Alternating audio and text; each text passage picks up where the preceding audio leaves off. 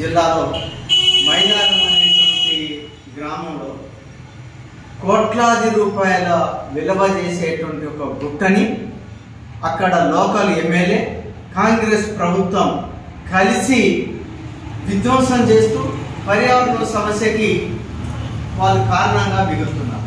అట్లాగే వాళ్ళ లాభాల కోసం ప్రజల్ని అక్కడ తీవ్రంగా నష్టం చేసేటువంటి ఒక వైఖరిని అక్కడ ఎమ్మెల్యే కాంగ్రెస్ ప్రభుత్వం తీసుకున్నది.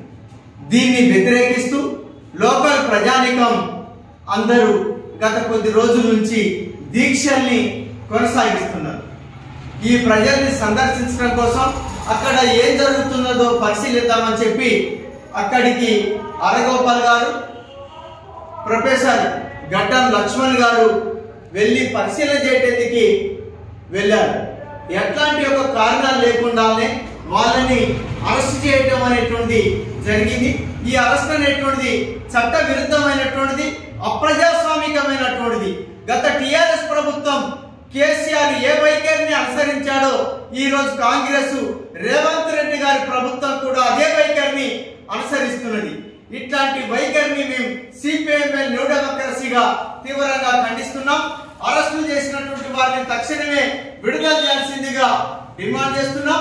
వీరి వైఖరిని వ్యతిరేకిస్తూ రానున్న కాలంలో ఇదే పద్ధతి కొనసాగితే మాత్రం ప్రజా ఉద్యమాన్ని చేపట్టాల్సి వస్తుందని చెప్పి మేము ఈ సందర్భంగా ప్రభుత్వాన్ని హెచ్చరిస్తున్నాం.